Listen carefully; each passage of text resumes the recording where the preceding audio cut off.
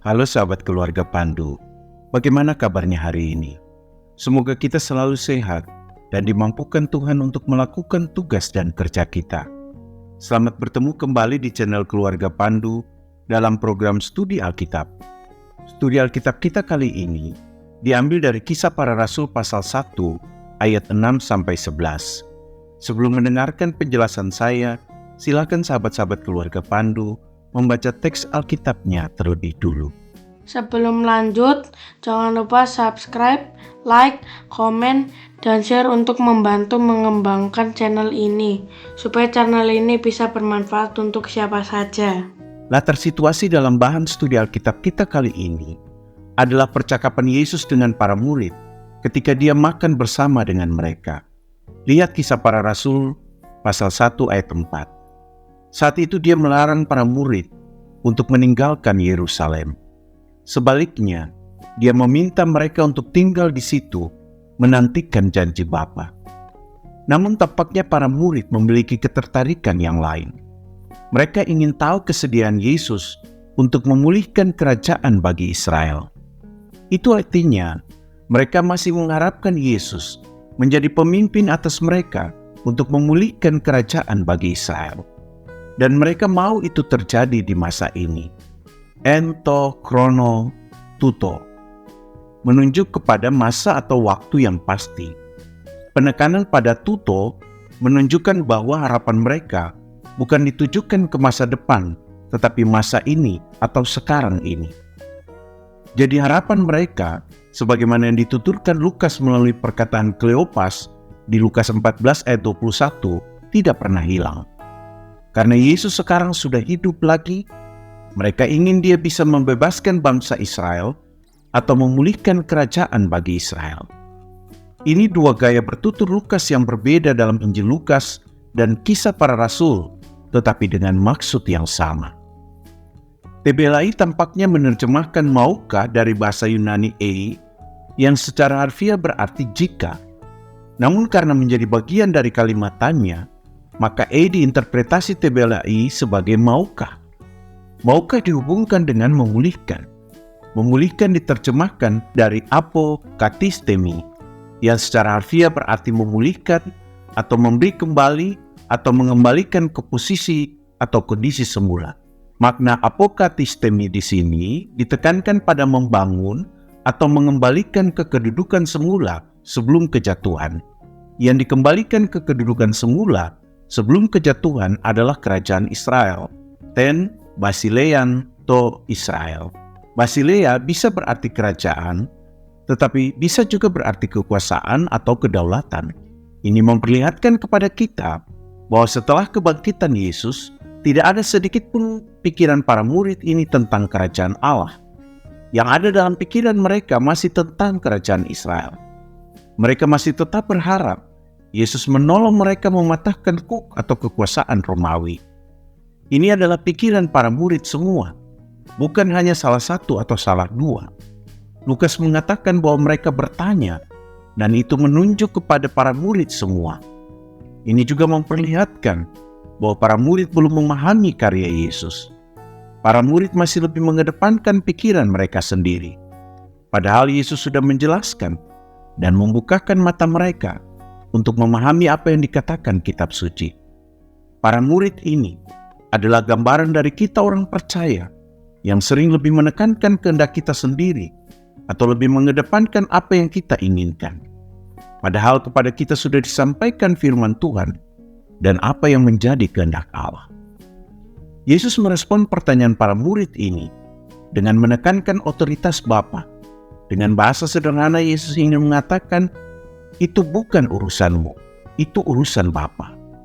Saya membaca pernyataan atau jawaban Yesus ini sebagai jawaban dengan nada kekesalan, karena para murid tampaknya masih belum juga memahami penjelasan Yesus tentang karyanya dan pesan-pesan di dalam kitab suci. Para murid ingin semuanya jelas atau pasti untuk mereka, sedangkan Yesus menegaskan bahwa itu otoritas Bapa dan kalian tidak perlu tahu. Yesus tidak hanya berbicara tentang kronos, tetapi juga kairos. Jika kronos adalah waktu linear atau mengarah ke depan, dan bisa diukur secara waktu atau menurut kalender, maka kairos lebih berupa momen atau kesempatan atau waktu yang tidak bisa dipastikan. Kairos itu seperti hujan yang tiba-tiba datang tanpa didahului oleh mendung dan tiba-tiba juga berhenti tanpa orang bisa menduga berapa lama hujan akan berlangsung. Jadi Yesus ingin mengatakan bahwa baik waktu secara kronos maupun kairos, tidak ada seorang pun yang tahu, termasuk Yesus sendiri. Human estin gnonai. Secara harfiah dapat diartikan bukan milikmu atau hakmu untuk mengetahui atau memastikan. Gnonai dari ginosko memang bisa berarti mengetahui atau memahami, tetapi juga bisa berarti memastikan. Yang memiliki hak untuk memastikan adalah Bapa, karena Bapalah yang memiliki otoritas untuk mengatur atau menetapkan. Otoritas atau kuasa diterjemahkan dari exousia, yang secara harfiah berarti otoritas atau kekuatan untuk bertindak atau wewenang. Sementara menetapkan diterjemahkan dari titemi, yang secara harfiah berarti mengatur atau menempatkan atau meletakkan. Dengan demikian, Yesus di sini tidak ingin para murid memikirkan apa yang bukan menjadi urusan atau otoritas mereka. Perkataan Yesus mengingatkan orang percaya untuk meletakkan kepercayaannya pada waktu dan rencana Allah, bahkan ketika kita mungkin ingin sekali mengetahuinya dengan pasti. Ini adalah panggilan untuk bersabar, beriman, dan taat, karena mengetahui bahwa Tuhan memegang kendali dan mengerjakan tujuannya menurut waktunya dan kuasanya sendiri. Narasi ini mendorong orang percaya untuk menyerahkan kecenderungan keinginannya untuk mengendalikan dan memahami peristiwa-peristiwa di masa depan kepada Tuhan. Dengan mempercayai hikmat dan kedaulatan Tuhan, biarlah Tuhan berkarya karena kita percaya bahwa segala sesuatu ada di dalam kendalinya dan Tuhan akan melakukan di waktu yang tepat menurut kehendak-Nya. Di ayat 8, Lukas menyampaikan apa yang dikatakan Yesus kepada para murid yang menjadi urusan mereka. Yesus berbicara tentang Roh Kudus dan penugasan para murid. Yesus pertama mengatakan bahwa para murid akan menerima kuasa, dan kata kuasa yang akan diterima para murid di ayat 8 ini berbeda dengan kuasa yang ada pada Tuhan. Jika di ayat 7 kuasa diterjemahkan dari exousia, maka kuasa di ayat 8 ini diterjemahkan dari dunamis. Dunamis secara harfiah berarti kemampuan atau kekuatan fisik. Dunamis juga bisa berarti kuasa yang diberikan kepada seseorang. Jadi exousia adalah kuasa yang dimiliki Tuhan pada dirinya sendiri, bukan diberikan, sedangkan dunamis adalah kuasa yang diterima seseorang karena diberikan oleh pihak yang lain. Kata menerima diterjemahkan dari lambano yang secara harfiah berarti menerima atau mendapatkan atau mengambil. Lambano juga menekankan adanya kemauan dan keaktifan si penerima. Arti mengambil di sini menekankan kesediaan seseorang untuk mengambil apa yang diberikan atau diterimanya. Karena dia bersikap aktif mengambil, maka dia tidak menolak sesuatu yang diberikan kepadanya. Itu artinya dalam hubungan dengan kuasa ini, para murid akan menerima kuasa dan mereka harus mengambilnya menjadi bagian dari tanggung jawab yang diberikan kepadanya. Selanjutnya dikatakan tentang Roh Kudus, yaitu Hagiu Pneumatos, yang akan turun atas mereka sebagai penanda bahwa mereka telah menerima kuasa itu. Roh Kudus yang turun atas mereka juga menjadi penanda bahwa mereka sekarang adalah saksi bagi Yesus. Saksi diterjemahkan dari martus, yang secara harfiah berarti saksi, saksi mata, atau saksi telinga. Para murid menjadi saksi bagi Yesus karena mereka melihat dan mendengar peristiwa Yesus. Dari kata martus inilah juga kita mengenal kata martir. Menjadi saksi adalah tema sentral dalam kisah para rasul. Lukas menyebut tempat di mana mereka akan menjadi saksi. Tempatnya adalah Yerusalem, Yudea, Samaria, dan sampai ke akhir dari bumi atau tanah. Lukas di sini membedakan Yerusalem dari Yudea. Kata eskatos yang diterjemahkan dengan akhir ini adalah akar kata dari eskatologi. Beberapa penulis mengatakan bahwa penyebutan nama tempat ini adalah cara Lukas membuat kesimpulan di awal kitab Kisah Para Rasul ini tentang tempat-tempat yang nanti akan menjadi lokasi pemberitaan Injil. Yerusalem adalah bagian dari kisah pemberitaan Injil di 7 pasal yang pertama dalam Kisah Para Rasul. Pemberitaan Injil di wilayah Yudea dan Samaria dikisahkan di pasal 5 ayat 1 sampai pasal 11 ayat 18. Sedangkan pasal-pasal selanjutnya mengisahkan pemberitaan Injil yang meluas ke wilayah-wilayah di luar Yerusalem dan sampai ke Roma. Ada penafsir yang mengusulkan makna perkataan akhir atau ujung bumi itu adalah Roma. Meskipun dalam konteks saat ini, makna kata tersebut tidak bisa dibatasi demikian. Dengan menggunakan kata bleponton dari blepo, Lukas ingin menunjukkan bahwa para murid memang benar-benar melihat dengan mata mereka kenaikan Yesus ke sorga. Sementara itu eperte dari epairo dalam bentuk pasif menunjukkan bahwa Yesus diangkat. Ini mengingatkan kita juga pada peristiwa kebangkitan, yaitu Yesus dibangkitkan. Dibangkitkan dan diangkat ke surga menunjukkan ada kekuatan atau kuasa lain yang besar yang ikut berperan dalam peristiwa kebangkitan dan juga kenaikan Yesus ke surga. Kekuatan atau kuasa ini selalu dihubungkan dengan tindakan Allah.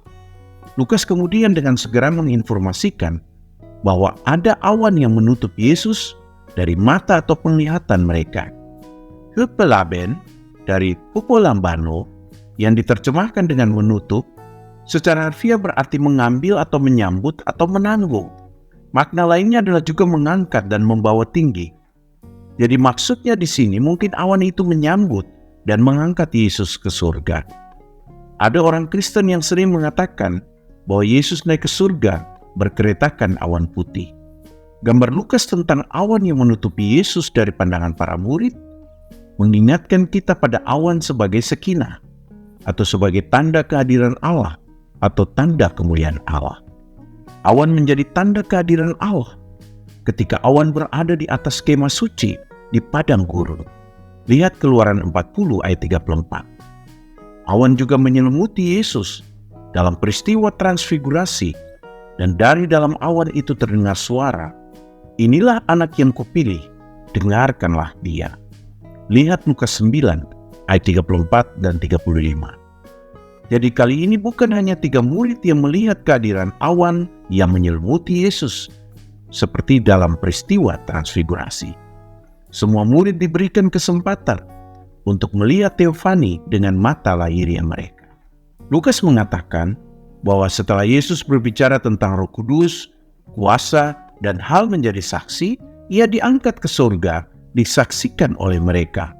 Tauta, epon, tidak hanya sekadar berarti setelah mengatakan hal-hal itu, tetapi bisa juga berarti memberikan perintah. Karena epon bukan hanya berarti mengatakan atau menjawab, tetapi juga bisa berarti memerintah. Jadi Yesus sebenarnya memerintahkan mereka untuk menjadi saksi. Dengan demikian, ini bukan sekadar sebuah permohonan atau tawaran untuk menjadi saksi, tetapi ini perintah. Lukas tidak menyebut di mana peristiwa kenaikan Yesus itu terjadi. Barulah nanti di ayat 12, Lukas mengatakan bahwa para murid itu kembali ke Yerusalem dari bukit yang disebut Bukit Zaitun. Tetapi apakah kenaikan Yesus terjadi di Bukit Zaitun? Tidak secara eksplisit dikatakan oleh Lukas. Lukas sebelumnya juga tidak pernah mengatakan bahwa mereka pergi ke suatu tempat. Di ayat 4, Lukas hanya mengatakan bahwa Yesus duduk makan bersama-sama dengan mereka. Kemudian di ayat 6, Lukas juga hanya mengatakan bahwa mereka berkumpul, tetapi tidak dikatakan di mana mereka berkumpul. Kalau mengikuti alur narasi ini, maka di saat berkumpul itulah, setelah memberikan mereka mandat menjadi saksi, Yesus terangkat ke sorga. Awan telah menutupi Yesus dari penglihatan mereka, tetapi Lukas mengatakan bahwa mereka masih saja menatap ke langit. Mungkin mereka terkesima melihat awan yang datang dan menghalangi pandangan mereka untuk melihat Yesus yang terangkat ke surga. Athenisontes dari Atheniso menggambarkan tatapan yang intens terhadap apa yang dilihat. Ini kata yang mirip dengan attention dalam bahasa Inggris.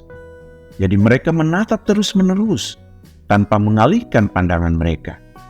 Mereka menjaga agar pandangan mereka tidak teralihkan oleh sesuatu yang lain. Karena itu, Di ayat 11, dua orang yang berpakaian putih bertanya kepada mereka, mengapa mereka berdiri melihat ke langit. Karena perhatian mereka yang tertuju pada Yesus yang naik tidak teralihkan oleh apapun, kehadiran dua orang yang berpakaian putih di dekat mereka mungkin juga tidak mereka sadari. Lukas hanya mengatakan tiba-tiba di dekat mereka telah berdiri dua orang yang berpakaian putih. Dalam teks asli, sebenarnya tidak ada kata tiba-tiba. Lukas justru menggunakan kata idu, seakan-akan mengajak para pembacanya melihat dua orang yang berpakaian putih atau bercahaya yang hadir atau berdiri dekat para murid. Pareis tekeisan autois. Lukas menggunakan leukos untuk mengatakan bahwa pakaian kedua orang itu putih atau cemerlang. Ini juga kata yang sama yang dipakai Lukas ketika mengatakan bahwa pakaian Yesus berubah menjadi putih atau cemerlang dalam peristiwa transfigurasi. Hanya dalam peristiwa transfigurasi, Lukas masih menambahkan kata exastrapton yang berarti berkilauan atau bercahaya. Ada penafsir yang mengatakan bahwa mungkin para murid tetap menatap ke langit karena mereka berharap awan itu akan hilang dan mereka bisa melihat lagi guru mereka. Atau mungkin bagi para murid yang mengalami peristiwa transfigurasi, mereka berpikir seperti dalam peristiwa transfigurasi, yaitu awan itu akan menghilang dan Yesus akan tetap ada di sana bersama dengan mereka. Lukas di ayat 11 kemudian mengatakan bahwa mereka disadarkan oleh perkataan dua orang yang berpakaian putih. Lukas tidak mengatakan siapa mereka, tetapi pembaca Lukas umumnya menafsirkan kedua orang berpakaian putih itu sebagai malaikat, sebagaimana juga dalam peristiwa kebangkitan Yesus. Jika Lukas sebelumnya menggunakan kata atheniso untuk menggambarkan pandangan mereka yang intens, Lukas di ayat 11 menggunakan blepo dalam perkataan kedua orang berpakaian putih. Sebagaimana sudah dijelaskan sebelumnya, blepo berarti melihat dengan mata, terutama mata fisik. Tidak ada makna intens di sini. Kedua orang berpakaian putih itu hanya bertanya mengapa mereka tetap berdiri. Bahasa Yunaninya hestekate dari histemi, dan melihat ke langit. Bahasa Yunaninya uranos. Lukas masih menggunakan kata yang lain untuk melihat di ayat 11, yaitu eteasaste dari theaomai, yang berarti melihat, memandang, atau merenungkan. Theaomai digambarkan seperti orang yang melihat atau menonton sebuah tontonan. Di dalamnya juga terkandung makna mengamati dengan sungguh-sungguh untuk bisa mendapatkan pemahaman. Dari kata theaomai dikenal kata teatron yang menunjuk kepada tontonan dalam teater. Jika sebelumnya Lukas di ayat 9 menggunakan epairo untuk mengatakan Yesus diangkat ke surga, di ayat 11 ini, dalam perkataan kedua orang berpakaian putih itu, Lukas menggunakan kata analemphtheis dari analambano, juga dalam bentuk pasif. Analemphtheis diartikan sebagai di sini diartikan sebagai diambil atau dibawa atau diangkat. Jadi kedua orang berpakaian putih itu mengatakan bahwa Yesus dibawa ke surga atau diambil dari para murid. Yesus yang diambil dari para murid atau dibawa ke surga akan kembali dengan cara yang sama seperti yang saat ini mereka lihat. Kata kembali diterjemahkan dari erchomai yang berarti datang atau pergi dari satu tempat ke tempat yang lain. Kata cara sendiri diterjemahkan dari tropos yang bisa diartikan cara atau perilaku. Jadi kedua orang berpakaian putih itu mengatakan bahwa Yesus akan kembali dengan cara seperti yang sedang mereka tonton atau lihat ketika dia pergi ke surga. Oreu omai. Yang menarik juga dari ayat 11 ini adalah kedua orang berpakaian putih itu menyapa mereka dengan sebutan orang-orang Galilea. Sapaan ini mengingatkan mereka pada asal-usul mereka atau pada jati diri mereka. Dengan kata lain, peristiwa ini tidak mengubah jati diri mereka sama sekali. Perjumpaan mereka dengan Yesus juga tidak mengubah diri mereka. Mereka tetaplah orang Galilea, dan mereka nanti akan menjadi saksi Kristus tetap dengan jati diri mereka sebagai orang Galilea. Namun dari orang-orang Galilea inilah Injil Yesus Kristus akan tersebar ke seluruh bumi. Pemberitaan dua orang berpakaian putih kepada para murid bahwa Yesus akan datang kembali dengan cara seperti yang mereka lihat ketika ia naik ke surga, menekankan kepastian kedatangannya yang kedua kali. Janji ini juga memberikan pengharapan dan jaminan kepada orang-orang percaya. Perkataan ini juga mengingatkan orang percaya untuk hidup dalam antisipasi dan kesiapan untuk kedatangan Kristus kembali. Narasi ini juga mengingatkan orang percaya pada kebenaran bahwa Yesus sekarang memerintah bersama Bapa di surga.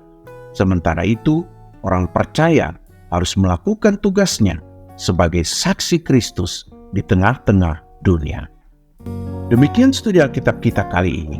Teruslah belajar dan mendalami firman Tuhan. Kiranya Roh Kudus memampukan kita untuk melakukan firman Tuhan ini di dalam hidup kita. Jangan lupa mendoakan dan terus mendukung program studi Alkitab ini.